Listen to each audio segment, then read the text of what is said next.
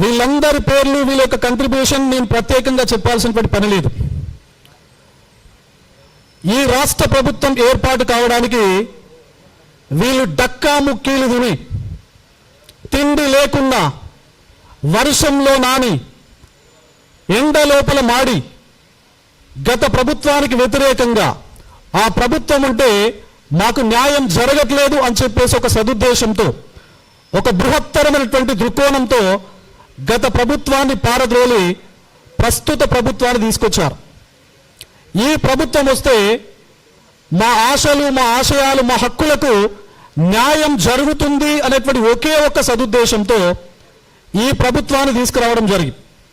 Of course ఒక ప్రభుత్వం పోవాలి అన్నా ఒక ప్రభుత్వం రావాలి అన్నా ఒకే ఫ్యాక్టర్ పనిచేయకపోవచ్చు. కానీ ఈ తెలంగాణ రాష్ట్రం లోపల 2023 లోపల ఉద్యమం అగ్గి బావుట ఎగరవేసింది నిరుద్యోగ పక్షాల నుండి అని చెప్పడం లోపల ఏమాత్రం సందేహం లేదు. మరి ఈ కంట్రిబ్యూషన్ ఒక ప్రభుత్వాన్ని మార్చింది, ఇంకొక ప్రభుత్వాన్ని తీసుకొచ్చింది. మరి తీసుకొచ్చి ఈ రోజు నాటికి ఆల్మోస్ట్ 2.5 years అయిపోయింది. 2.5 సంవత్సరాలు ముగిసిపోయింది. మరి తప్పనిసరిగా నిరుద్యోగుల నుంచి వారి పక్షాన వాళ్ళ హక్కుల కోసం ఇక్కడ కూర్చున్నటువంటి ప్రతి ఒక్క మిత్రుడు ఇప్పటి నుంచి కాదు గత 10, 15 ఏళ్ళు 20 ఏళ్ళ నుంచి వాళ్ళ బాగోగుల కోసం పనిచేయడం జరుగుతూ ఉన్నది. మరి నిరుద్యోగుల వాయిస్ చట్ట సభల లోపల కూడా తప్పనిసరిగా వినిపించాలి అనేటువంటి ఒక లక్ష్యంతో గత సంవత్సరం జరిగినటువంటి Karimnagar, Medak, Nizamabad and Adilabad graduate MLC ఎన్నికల లోపల నేను పోటీ చేయడం జరిగింది.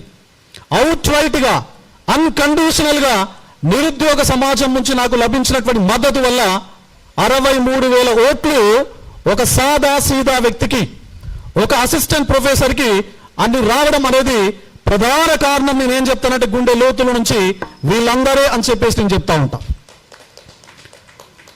మరి ఓపిక పట్టాం. సహనం మా హక్కే కాబట్టి, సహనం మా బ్లడ్లో ఉన్నటువంటి అంశమే కాబట్టి 2.5 ఏళ్ళు ఓపిక సహనంతో చూసాం. నిన్నటికి నిన్న అశోక్ నగర్ వేదికగా వీళ్ళందరితో ఎవరైతే హక్కుల కోసం నిరుద్యోగుల పక్షాన పోరాటం చేయడం జరుగుతుందో వాళ్ళందరి కోసం ఒక చిన్న ఆత్మీయ సమ్మేళనం పెట్టుకున్నామండి. ఒక ఆత్మీయ సమ్మేళనం. It's a kind of get together. కలిసి ఆలోచనలు పంచుకునేటువంటి ఒక వేదిక. ఆ వేదికను అనౌన్స్ చేస్తే పోలీసులతో ఎక్కడికక్కడ అక్రమ అరెస్టులు చేయడం జరిగింది. It is very unfortunate. మనం చదువుతాం, వింటుంటాం, చూస్తుంటాం.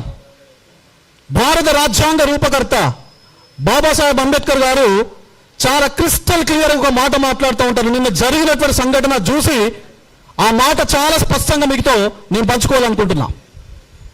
ఎడ్యుకేట్, ఆర్గనైజ్ అండ్ ఎడ్యుకేట్ అని చెప్పేసి. మరి ఎడ్యుకేషన్ ఆల్రెడీ పూర్తి చేసి ఉన్నారు వీళ్ళంతా. నోటిఫికేషన్స్ ఇస్తా అన్నటువంటి ప్రభుత్వం ఇవ్వకపోవడం వల్ల ఆర్గనైజ్ కావుదాం అని చెప్పేసి అనుకుంటున్నారు. మనమందరం సమీకరించుకుందాం, మన హక్కుల కోసం పోరాడదాం అని చెప్పేసి వీళ్ళందరూ కూడా ఆర్గనైజ్ అయ్యే ప్రయత్నం చేస్తే ఎక్కడికక్కడ మీరు అరెస్ట్ చేస్తారా? ఇదేమైనా దేశద్రోహ చర్య పైన వాళ్ళు మీటింగ్ పెడుతున్నారా? లేదా లా అండ్ ఆర్డర్ ఇష్యూలు క్రియేట్ చేయడానికి మీటింగ్ పెడుతున్నారా? ఆత్మీయ సమ్మేళనానికి కూడా మీరు పోలీసింగ్ యాక్టివిటీతో భారత రాజ్యాంగం లోపల ఉన్నటువంటి ఆర్టికల్ 19ను మీరు వైలేట్ చేస్తే ఎవరు సమాధానం చెప్పాలా? వాళ్ళు అడుగుతుంది ఏంది? వాళ్ళకు కావలసినటువంటి ఉద్యోగాల గురించి అడుగుతున్నారు. ఏజ్ రిలాక్సేషన్ గురించి మాట్లాడుతున్నారు. వీటికి సమాధానం చెప్పేటువంటి ధైర్యం మీకు లేదా? మీకు ధైర్యం లేకనే ఇలాంటి పిరికి పంద యాక్టివిటీస్ మీరు నిన్న ఎగ్జిక్యూట్ చేయడం జరిగింది. ఆత్మ న్యూనతా భావం మీ లోపల ఉన్నది. కుట్టిల బుద్ధి వల్ల ఇలాంటి క్రూరమైనటువంటి దారుణమైనటువంటి చర్యలకు ఈ విద్యార్థుల మీద, నిరుద్యోగుల మీద మీరు కేసులు పెడతారా? మొన్నటికి మొన్న దిల్సుఖ్ నగర్ లోపల 11 మంది మీద ఎఫ్ఐఆర్లు పెట్టారు. పిల్లల మీద ఎఫ్ఐఆర్లు పెట్టడం ఏందండి? తెలంగాణ రాష్ట్రం వచ్చినప్పటి నుంచి ఇప్పటి వరకు ఒక స్టూడెంట్ పైన ఎఫ్ఐఆర్ లేదు. అంటే కంప్లీట్గా ల్యాండ్ ఆర్డర్ ఇష్యూ ఇంటెన్షనల్గా డెలిబరేట్గా కనుక చేస్తే పెట్టుండొచ్చు గతం లోపల. కానీ వీళ్ళు చేస్తున్నది ఏంటండి, వాళ్ళ హక్కుల కోసం ఫైట్ చేస్తూ ఉన్నారు. పోస్టుల సంఖ్య గవర్నమెంట్ చాలా క్లియర్గా చెప్పింది కదా. డీజీపీ గారు, ప్రస్తుత డీజీపీ గారు చాలా క్లియర్గా మెన్షన్ చేయడం జరిగింది, 26,000 వేకెన్సీస్ ఉన్నాయి అని చెప్పేసి. ప్రభుత్వం మరొక వైపున 19,000 వేకెన్సీస్ ఉన్నాయని చెప్పేసి ప్రభుత్వం చెప్పింది. మరి మీరు చెప్పినటువంటి అంశాలే కదా అడుగుతున్నది. ఒక మాటతో చెప్పి మళ్ళీ మాట మార్చి 5,000తో నోటిఫికేషన్ ఇస్తాం అని చెప్పేసి చెప్పడం ఏంటి నాన్ సెన్స్. డీజీపీ గారు 26,000 వేకెన్సీస్ అంటారు, ప్రభుత్వ మంత్రులు ఎమ్మెల్యేలు 19,000 వేకెన్సీస్ అంటారు. మరి గవర్నమెంట్ అఫీషియల్గా ఐడెంటిఫై చేస్తాం మేము. నోటిఫికేషన్ 23వ తారీఖు జూన్ లేదా జూలై 2 నాడు 5,000 వేకెన్సీస్తో నోటిఫికేషన్ ఇస్తాం అని చెప్పేసి మీరు చెప్పడం ఏంటి? ఇంత కాంట్రాడిక్షన్ ఏంటి? ఇంత స్ప్లిట్ పర్సనాలిటీస్ ఏంటి మీలో? So we are definitely questioning on behalf of unemployed youth in the state of Telangana. మరి ఇప్పటి వరకు జరిగినటువంటి, ప్రస్తుతం జరుగుతున్నటువంటి అంశాలు ఏవైతే ఉన్నాయో, నిన్న మిత్రులు పొద్దున అరెస్ట్ చేసి ఆత్మీయ సమ్మేళనం అంటే కూడా అరెస్ట్ చేసేటువంటి దుర్మార్గమైనటువంటి, నీతి మాలినటువంటి చర్య ఇప్పటి వరకు ఈ రాష్ట్రం లోపల జరగలేదు. నిన్న ఉస్మానియా యూనివర్సిటీ లోపల ఉన్నటువంటి పిల్లల్ని అక్కడే అరెస్ట్ చేసి పోలీస్ స్టేషన్కు తరలించడం జరిగింది. అశోక్ నగర్ లోపల ఉన్నటువంటి పిల్లల్ని ఇక్కడ అరెస్ట్ చేశారు. ముషీరాబాద్కు తరలించడం జరిగింది. అంబర్పేటకు తరలించడం జరిగింది. ఈరోజు పొద్దున ఇక్కడ ప్రెస్ మీట్ కూడా రాకుండా దిల్సుఖ్ నగర్ లోపల ఉండేటువంటి ఎస్ఐపిసి కాంపిటేటివ్ ఆస్పిరెంట్స్ ఎవరైతే ఉన్నారో వాళ్ళను అరెస్ట్ చేసి ఇప్పుడు సరూర్ నగర్ పోలీస్ స్టేషన్ లోపల పెట్టడం జరిగింది. ఇది చాలా దారుణం. ఇప్పుడు దిల్సుఖ్ నగర్ ఏదైతే ఎస్ఐపిసి ఉద్యమాన్ని నడుపుతున్నటువంటి ఇంద్ర అనేటువంటి నిరుద్యోగ మిత్రుని ఇప్పుడు అరెస్ట్ చేశారు. ఇదే అబ్బాయిని నిన్న అరెస్ట్ చేశారు. ఆకాష్ అనేటువంటి అబ్బాయిని అరెస్ట్ చేయడం జరిగింది. ఇంత దుర్మార్గమైనటువంటి చర్యలు ఎందుకు? ఇంత పిడివాదం మీకు ఎందుకు? మరి క్వశ్చన్ చేయొద్దా? అసలు క్వశ్చన్ చేయొద్దా? తప్పనిసరిగా క్వశ్చన్ చేస్తాం. ఎందుకంటే క్వశ్చన్ చేయడం అనేది సమాజం లోపల అన్యాయానికి వ్యతిరేకంగా పోరాడుతున్నటువంటి ఒక సగటు సాదా సీదా పౌరుని యొక్క రైట్ అది. ఎప్పుడో థామస్ జెఫర్సన్ అనేటువంటి వ్యక్తి ఒక మాట చాలా స్పష్టంగా చెప్తుంటాడు. ఏమని? ఎక్కడైతే ప్రజలు ప్రభుత్వాన్ని ప్రశ్నిస్తారో ఆ సమాజం లోపల స్వేచ్ఛ ఉన్నట్టు లెక్క. ఎక్కడైతే ప్రభుత్వం ప్రజల యొక్క స్వేచ్ఛను, ప్రజల యొక్క హక్కుల మీద పిడివాదం మోపడం జరుగుతుందో అక్కడ నిరంకుశత్వం రాజ్యమేలుతున్నట్టు లెక్క అని చెప్పేసి. మరి ఇప్పుడు చూస్తున్నటువంటి సంఘటనలు బట్టి చూస్తే ఈ రాష్ట్రం లోపల స్వేచ్ఛ ఉన్నట్లా, ఈ రాష్ట్రం లోపల నిరంకుశత్వం ఉన్నట్లా మనకే అర్థమవుతుంది. నిరంకుశత్వం ఉన్నట్లుగానే చాలా వేదికలపైన మన గౌరవ ముఖ్యమంత్రి వర్యులు చెప్తా ఉంటారు, నేను హిట్లర్ పాలసీని ఇంప్లిమెంట్ చేస్తున్నాను అని చెప్పేసి. మరి ఈ నిరంకుశత్వం కూడా హిట్లర్ పాలసీయే కదా. దాన్ని కూడా చదువుకున్నటువంటి విద్యార్థులపైన మీరు ఇలాంటి కార్యకలాపాలకు పాల్పడతారా? ఇది మీ నైతికతకు నిదర్శనంగా మేము తీసుకోవచ్చా? అసలు ఇది నైతికతనేనా? ఇంత దారుణమైనటువంటి సంఘటన జరుగుతుంటే చిన్న పిల్లలండి పాపం. దిల్సుఖ్నగర్లో 11 మెంబర్స్ పైన ఎఫ్ఐఆర్ పెట్టారు. వాళ్ళు ఏదో మీడియా పర్సన్స్ ఉద్యమకారులకు సంబంధించినటువంటి ఇంటర్వ్యూలు తీసుకుంటే ఆ పక్కన పాపం ఛాయ్ తాగడానికి వచ్చినటువంటి వ్యక్తి మీడియా వాళ్ళు వచ్చారు కదా అని చెప్పేసి ఏం మాట్లాడుతున్నారో అని చెప్పేసి చూద్దామని పక్కకు నిలబడితే వాళ్ళని కూడా తీసుకెళ్ళి మీరు అరెస్ట్ చేసి ఎఫ్ఐఆర్లు పెడతారా? ఇదేనా ప్రజాప్రభుత్వం అని చెప్పేసి మీరు అధికారంలోకి వచ్చిన తర్వాత చెప్పారు కదా? ఇదేనా ప్రజాప్రభుత్వం? ఇదేనా విద్యార్థులపైన మీరు చేస్తున్నటువంటి నీతి మాలినటువంటి చర్య? మరి తప్పనిసరిగా అడుగుతాం, అడుగుతూనే ఉంటాం. మీరు ఎక్కడైతే మీరు చెప్పినటువంటి మీ నాయకుడు ఉన్నాడు కదా రాహుల్ గాంధీ గారు అశోక్ నగర్ లోపల మా సిటీ సెంట్రల్ లైబ్రరీకి వచ్చాడు. దిల్సుఖ్ నగర్ వేదిక పైన మాట్లాడాడు. మరి ఏం మాట్లాడారు?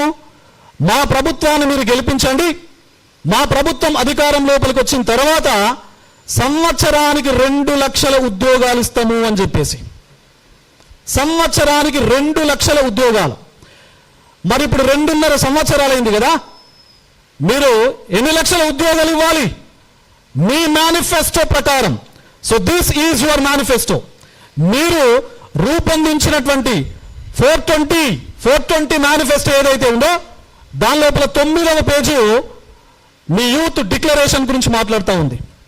మీ రాహుల్ గాంధీ గారు ఇచ్చినటువంటి దాన్ని డాక్యుమెంట్ చేసినటువంటి యూత్ డిక్లరేషన్ గురించి మీ మేనిఫెస్టోలో ఉన్నటువంటి 9వ పేజీ మాట్లాడుతూ ఉన్నది. మీరేం చెప్పారు? 2 లక్షల సంవత్సరానికి ఉద్యోగాలని చెప్పేసి అన్నారు.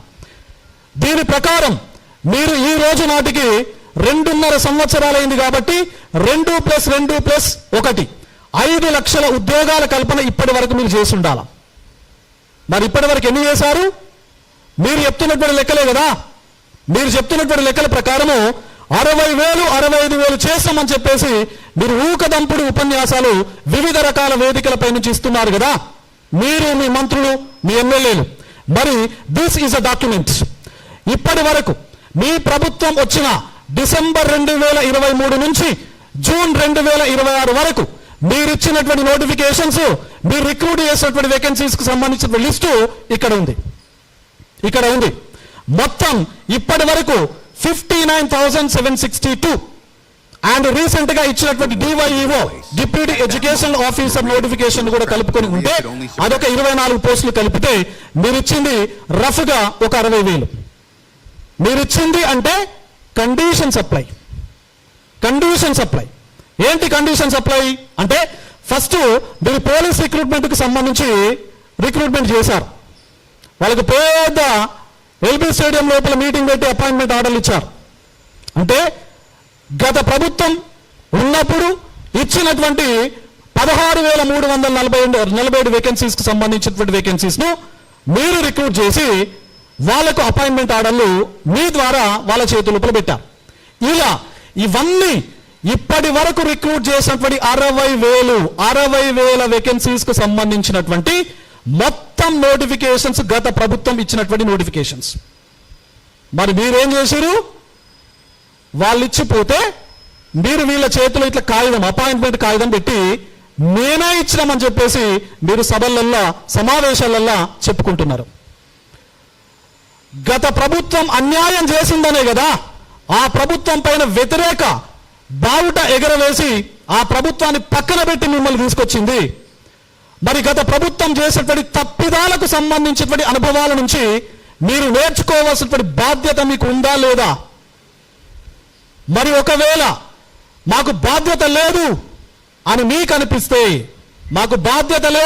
అనిపిస్తే, మేము ఇలానే అరెస్టులు చేస్తాం అని చెప్పేసి మీకు అనిపిస్తే, మేము ఇలానే విద్యార్థుల చేతులకు సంఖ్యలు వేస్తాం అని చెప్పేసి మీకు అనిపిస్తే, భవిష్యత్తు ఉంది కదా, ఆ సంఖ్యలు వేసేటువంటి చేతులే రేపు ఓట్లుగా మారి మీ పతనానికి మరణ శాసనం లిఖిస్తాయి అని చెప్పేసి ఈ వేదిక ద్వారా నేను చెప్పదలుచుకున్నా. ఇది నోటిఫికేషన్లకు సంబంధించిన పరిస్థితి అండి. సంవత్సరానికి 2 లక్షల ఉద్యోగాలు, ఇది పక్కన పెడదాం.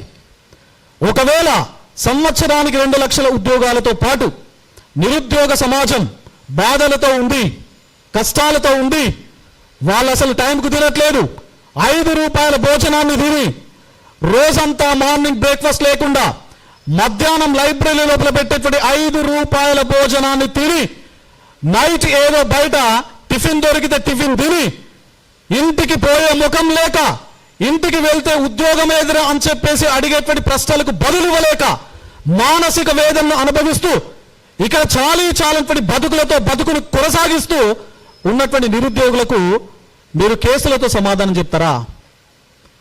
కేసులు పెడతారా?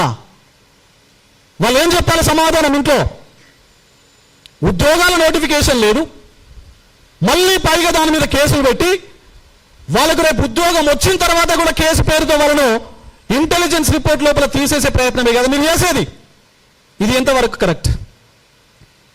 ఎంతవరకు కరెక్ట్? 4,000 రూపాయల ఉద్యోగ భృతి ఇస్తా అన్నారు కదా మీరు, నిరుద్యోగ భృతి. మరి 2.5 ఏళ్ళు అయింది కదా, నోటిఫికేషన్లు ఇస్తలేరు కదా. మరి వీళ్ళు బతకాలి కదా, చదువుకోవాలి కదా, హాస్టల్ ఫీజులు కట్టాలి కదా. మరి ఎక్కడి నుంచి కడతారు వీళ్ళు? నిరుద్యోగ భృతి మీరు ఎందుకు ఇస్తలేరు? నిరుద్యోగ భృతితో పాటు మీరు ఏమన్నారు? ప్రతి ఏడాది టీఎస్పీఎస్సీకి సంబంధించినటువంటి ఏదైతే రిక్రూట్మెంట్ ప్రాసెస్ ఉందో సింగిల్ టైం ఫీజు కట్టండి. మీరు రాయబోయే ప్రతి ఎగ్జామ్కి ఒకటే ఫీజు ఉంటుంది అని చెప్పేసి మీరు చెప్పారు. ఒకే ఫీజు ఉంటుంది అని చెప్పేసి మీరు చెప్పారు కదా. గతం లోపల 200 రూపాయల ఫీజు ఉండేది. గత ప్రభుత్వం ఉన్నప్పుడు 200 రూపాయల ఫీజు ఉండేది ఒక పరీక్ష ఫీజుగా. ఇప్పుడు రీసెంట్గా కొన్ని నోటిఫికేషన్స్ ఇచ్చారు ఈ government. Deputy educational officer, assistant executive engineer, ఇలాంటి నోటిఫికేషన్లు ఇచ్చి ఫీజు ఎంత పెంచారో తెలుసా అండి? 1,000 రూపాయలు చేశారు. 1,000 రూపాయలు. అసలు తినడానికే తిండి లేనటువంటి నిరుద్యోగులకి ఉద్యోగ నోటిఫికేషన్ వచ్చింది అని చెప్పేసి అప్లై చేసుకుందామంటే ఆ నోటిఫికేషన్ వెబ్సైట్ ఓపెన్ చేసిన తర్వాత కనబడే ఫీజు అక్షరాల 1,000 రూపాయలు.